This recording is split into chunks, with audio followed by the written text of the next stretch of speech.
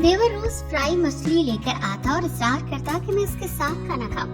मैं हंस देती और रोज उसके साथ बैठकर मछली खा लेती, मगर जाने क्यों मछली खाते ही मुझे ऊँघ आ जाती और फिर सुबह तक मैं सोती रहती। कुछ पता न चलता कि क्या हुआ। एक दिन कुछ तबीयत खराब होने पर डॉक्टर के पास गई तो उसने जो बताया उसे सुनकर मेरे कदमों तले से जमीन निकल गई, क्योंकि मैं बेवा थी और उसने कहा था कि मेरा नाम अस्वा है।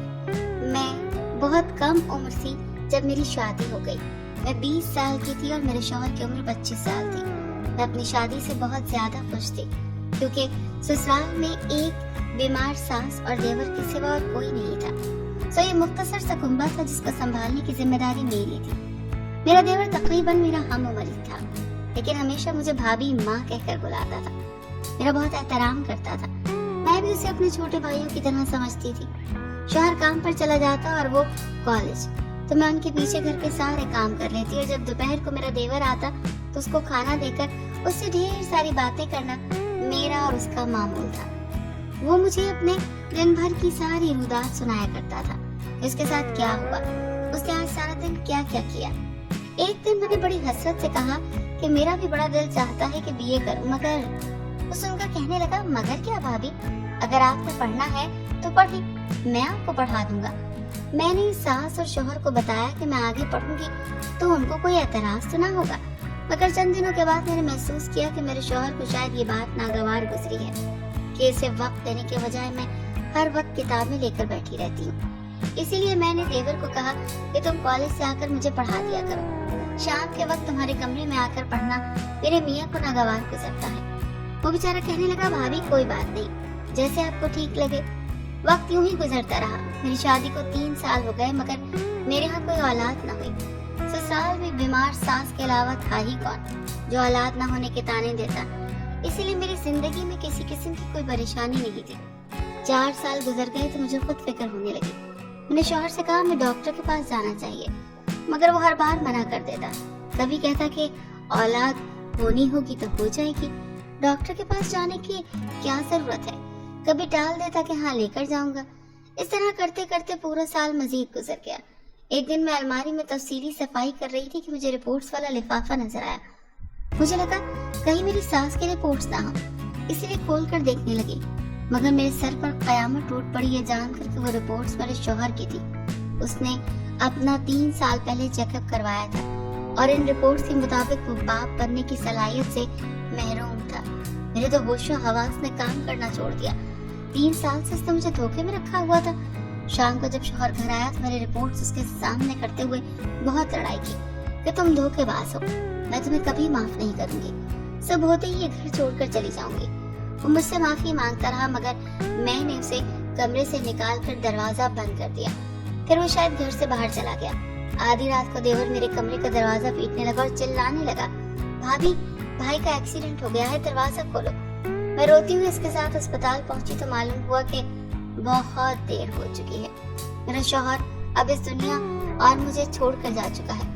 मैं तो बस अपना गुस्सा उतार रही थी, मगर वो तो ऐसा नाराज हुआ कि हमेशा हमेशा के लिए मुंह ही मोड़ कर चला गया। शौहर के इंतकाल के बाद देवर ने मुझे बहुत सहारा दिया, बहुत हौसला दिया। एक दिन फ्राई मछली लेकर आया और कहने लगा, भाभी मैं जानता हूँ कि आपको फ्राई मछली बहुत पसंद है और भाई अक्सर आपके लिए लेकर आया करते थे, इसीलिए मैं भी आपके लिए मछली स्पेशल फ्राई करवा कर लाया हूँ। मैंने उसका दिल तोड़ना मुनासिब न समझा और उसके साथ बैठकर मछली खा ली। मैंने कहा अम्मा को भी दे आओ, तो कहने लगा नहीं, उनका बीपी ज्यादा हो जाएगा, आप पेट भर कर खाइए। शौहर के जाने के बाद पहली बार पेट भर कर खाना खाया था। मुझे बहुत अच्छा लग रहा था देवर का ख्याल करना। मैं कमरे में आई तो गनूदगी सी छाने लगी। मैं समझी शायद ये पेट भरकर खाने का नतीजा है, इसीलिए नींद आ रही है। उस रोज बहुत अच्छी नींद आई। सुबह उठी तो देवर कहीं गया हुआ था। दोपहर को वापस आया तो उसके साथ एक लड़की भी थी जो मुझसे ताज़ियत करने आई थी। मेरे देवर ने मुंह से तो कुछ नहीं कहा, मगर मैं समझ गई कि वो जरूर इस लड़की से शादी करना चाहता है। जब भी तो बहाने से मिलवाने लाया है। उसका नाम लाइबा था और वो उसके साथ ही जॉब करती थी। मैं बेवा थी लेकिन खूबसूरत थी, इसीलिए काफी लोग रिश्ते का पूछने लगे। मैं अभी किसी से शादी नहीं करना चाहती थी, इसीलिए मना कर दिया। देवर भी शायद यही चाहता था और सास भी कि मैं यहीं रहूं। कहने लगा भाभी मेरी शादी करवा दीजिए, अगले रोज फिर वो फ्राई मछली ले आया और हम दोनों ने मिलकर खाई। मुझे उस रोज भी गुनूदगी सी महसूस हुई, मगर मैंने इतना अहम न जाना क्योंकि मेरे ख्याल में वो काफी भारी हो जाती थी, इसीलिए नींद आना कुदरती अमल था। 3-4 दिन ये सिलसिला चलता रहा। एक रात न जाने क्यों मुझे नींद में ही महसूस हुआ जैसे कोई मेरे कमरे में आया है। मैंने आंखें खोलनी चाहिए मगर नींद का गलबा बहुत ज्यादा था। अगले दिन देवर मछली लेकर आया तो मैंने मना कर दिया क्योंकि मेरा ख्याल था कि इस मछली को खाने से ही मुझे नींद आ जाती है। पता नहीं क्यों लेकिन देवर के हवाले से मेरे जहन में शक सा बैठ गया कि कहीं वही रात को मेरे कमरे में न आया हो, क्योंकि मुझे कुछ पता ही नहीं चलता था सोने के बाद मेरे साथ क्या हुआ। नींद से तो इंसान उठ जाता है, इसीलिए मुझे यही लगा शायद उस मछली से ही कुछ गड़बड़ हुई है। देवर ने जिद की कि भाभी इतने प्यार से लाया हूँ इतनी दूर से, मगर मैं उसे मना करके कमरे में चली गई। मैं अजीब सी कैफियत का शिकार हो रही थी। एक तरफ देवर पर शक हो रहा था तो दूसरी तरफ दिल मानने को तैयार ही नहीं था कि वो कोई घटिया हरकत कर सकता है। अगले दिन की बात है कि सास की तबीयत बहुत बिगड़ गई और देवर घर नहीं था। मजबूरन मुझे ही उन्हें अस्पताल लेकर जाना पड़ा। वहाँ मेरी लाइबा से मुलाकात हो गई और वो हमारे साथ ही घर आ गई। अजीब बात थी, कहने लगी थी, आप वादा करें अपने देवर को मेरे आने का हरगिज नहीं बताएंगे। मैं नहीं चाहती कोई ये समझे कि मैं अपने नंबर बढ़ाने के चक्कर में उसके घर के चक्कर काट रही हूँ। मुझे उसकी ये बात अच्छी लगी और मैंने मान ली। उस शाम उसने खाना पकाया और चली गई। अजीब बात ये महसूस हुई कि उस रात भी मुझे बहुत शदीद नींद का गलबा महसूस हुआ और मुझे फिर से ये लगा कि कोई मेरे कमरे में है, लेकिन मैं आंखें न खोल सकी। सुबह उठकर सारी सूरत हाल पर गौर किया तो खुद भी शर्मिंदा हुई कि मैं फजूल में देवर पर शक कर रही हूँ कि जरूर उसने मछली में कुछ मिलाया होगा। हालांकि आज तो मछली खाई भी नहीं। फिर भी सोचा मुझे डॉक्टर के पास जाना चाहिए। इसी से जाकर पूछूंगी कि आखिर मुझे क्या मसला है। तबीयत भी खराब रहने लगी थी। मैंने बातों ही बातों में लाइबा से जिक्र किया कि मैं डॉक्टर के पास जाना चाह रही हूँ तो वो कहने लगी मैं आपके साथ जाऊंगी। मैंने मुरव्वतन उसको मना किया मगर वो कहने लगी कोई बात नहीं, आप मेरी भाभी ही तो हैं। मैं और वो डॉक्टर के पास गए। डॉक्टर ने कुछ टेस्ट किए और अगले दिन आने का कहा। अगले दिन जब मैं गई तो डॉक्टर कहने लगी मुबारक हो, आप उम्मीद से हैं। मेरी तो ये सुनते ही कदमों तले से जमीन निकल गई। मेरा सर चकराने लगा। ऐसे कैसे हो सकता था भला? मैं इद्दत के पहले महीने में होती तो खुशखबरी मिल सकती थी, मगर मेरा शौहर तो औलाद पैदा करने के लायक ही नहीं था और दूसरा मेरी इद्दत भी गुजर चुकी थी। तो फिर ये सब क्या था? मेरी कुछ समझ में नहीं आ रहा था। मैंने डॉक्टर से दरखास्त करते हुए कहा कि डॉक्टर साहबा आप एक बार फिर टेस्ट करवा लें या रिपोर्ट्स देख लें, हो सकता है कि आपको कोई गलत फहमी हुई हो। वो कहने लगी मुझे कोई गलत फहमी नहीं हो रही, मैंने जो कहा है वही सच है। मैं बार बार एक ही बात सोचे जा रही थी कि ऐसा कैसे हो सकता है, मगर हाथ में डॉक्टर की रिपोर्ट्स थी जिन्हें झुटलाना भी मुमकिन नहीं था। मैं मरे मरे कदमों से घर वापस आई। मुझे जानना था कि ये सब क्या है और कैसे हुआ, इसीलिए उस दिन मैंने देवर को खुद कहा कि आज रात को मछली लाना, मिलकर खाएंगे। वो बहुत खुश हुआ और कहने लगा ठीक है मैं ले आऊंगा। रात के खाने के लिए वो पहले से फ्राई मछली ले आया। मैंने कहा तुम हमेशा एक ही जगह से मछली लाते हो क्या? जायका रोजाना एक जैसा ही होता है। वो मेरा सवाल सुनकर थोड़ा घबरा गया। कहने लगा जी जी एक ही दुकान से लाता हूँ, शहर की मशहूर दुकान है। मैं उसको खाते देखती रही मगर खुद ना खाई। मैंने कहा अभी भूख नहीं है, कमरे में जाकर खा लूंगी। कहने लगा भाभी कमरे में जाकर याद से खा लेना वरना आप भूखी रह जाएंगी। मुझे उसकी बातों पर शक हो रहा था मगर मैंने उसको यकीन दिलाया कि मैं खा लूंगी। मैंने कमरे में जाकर मछली बास्केट में फेंक दी और खाली प्लेट टेबल पर रख दी ताकि उसे लगे कि मैंने खाना खा लिया।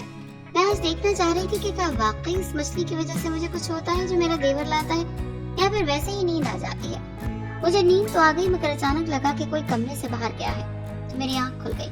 मैं भागकर देवर के कमरे की तरफ गई तो उसे गहरी नींद में सोए पाया। उसे बहुत आवाजें दी मगर वो टस से मस न हुआ। यूं लगा जैसे मदहोशी की नींद सो रहा है। मुझे अचानक एक ख्याल आया और मैं जल्दी से कमरे में गई और बास्केट से मछली के टुकड़े निकाल कर शॉपर में डाले ताकि उनका सुबह लैब टेस्ट करवा सकूं, क्योंकि मेरे जहन में ये बात आ रही थी कि अगर मछली में वाकई कोई बेहोशी की दवा है तो वो तो मेरा देवर भी मेरे साथ ही खाता था, तो वो भी बेहोशी की नींद ही सोता होगा। तो फिर मेरे कमरे में 2-4 बार कौन आया? लैब से टेस्ट करवाया तो मेरे शक की तस्दीक हो गई। इस फ्राई मछली में एक खास तरह की बेहोशी की दवा या केमिकल मिक्स किया गया था जिसकी वजह से इंसान 10-12 घंटे बेहोशी की नींद सोता था। मैं ने घर आकर देवर को कहा, आज मछली पर मसाला तेज लगवा कर लाना। और ठीक है, भाभी कहते हुए चला गया। 2 मिनट बाद ही मैं भी उसके पीछा करते हुए उसके पीछे चलने लगी और ये देखकर मेरी हैरत की इंतहा न रही कि वो किसी दुकान से मछली लेने के बजाय एक घर के अंदर चला गया। दरवाजा खुला हुआ था। मैंने अंदर जाते ही बुलंद आवाज से कहा, लाइबा भाभी कह रही थी कि आज मसाला थोड़ा तेज रखना मछली फ्राई करते हुए। मैं तो सुन रही थी, यानी वो लाइबा से मछली फ्राई करवा कर ले जाता था। 1 मिनट से भी पहले मुझे सारी कहानी समझ आ गई। मैंने अंदर जाते हुए कहा, लाइबा बेहोशी वाली दवा थोड़ी कम मिलाना, सारा दिन फिर सुस्ती छाई रहती है। मेरी आवाज सुनकर वो करंट खाकर पलटी। मेरा देवर भी मुझे वहां देखकर हैरान रह गया। मैंने आगे बढ़कर लाइबा के मुंह पर थप्पड़ रसीद किया और कहा, शर्म नहीं आई तुम्हें ऐसा घटिया चाल चलते हुए? क्यों किया तुमने ऐसा? देवर पूछने लगा, भाभी क्या हुआ है? मैंने कहा, इससे पूछो, अगर ये ना बोले तो इसे पुलिस के हवाले कर दूंगी। वो लड़की रोने लगी और हाथ जोड़कर कहने लगी कि पुलिस को मत बुलाना। मैंने सब अपनी मोहब्बत बचाने की खातिर किया। मैं जैन से प्यार करती थी, मगर ये हर वक्त भाभी भाभी करता था। फिर जब मैंने आपको देखा तो मुझे आपसे खतरा महसूस हुआ कि कहीं आप मेरे जैन को मुझसे छीन ना लो। मुझे आप दोनों पर शक भी रहने लगा। आखिर दोनों जवान हो, अकेले भी हो, इसीलिए मैं रोजाना जैन को मछली फ्राई करके देती और उसमें बेहोशी की दवा मिला देती ताकि आप दोनों सारी रात सोए रहो। मैं कभी कभार खुद आपके कमरे में आती थी ताकि आपको यही लगे कि आपका देवर आप पर गलत नियत रखता है। डॉक्टर को भी मैंने ही झूठ बोलने पर मजबूर किया ताकि आप शर्मिंदगी से मुंह छुपाने के लिए यहाँ से कहीं दूर चली जाओ, या फिर अपने देवर पर इल्जाम लगा देती तो वो आपको खुद ही घर से निकाल देता। दोनों सूरतों में आप इस घर से चली जाती और मेरा रास्ता साफ हो जाता। उसकी बातें सुनकर मैं दंग रह गई थी और मेरे देवर को तो बस नहीं चल रहा था कि उसे जान से मार दे। कहने लगा, तुम इस लायक ही नहीं हो कि तुमसे कोई रिश्ता भी रखा जाए। ये भाभी नहीं, मेरी बहन है, तुम्हें शर्म आनी चाहिए। हम दोनों से वहाँ छोड़कर घर वापस चले आए। इस सारे वाक़े ने मुझे हिला कर रख दिया था और मैंने फैसला कर लिया कि मैं जल्द अज जल्द देवर की शादी करवा दूंगी ताकि दुनिया वाले हमारे बारे में गलत ना सोचें और अपने बारे में भी कुछ मुनासिब फैसला करूंगी।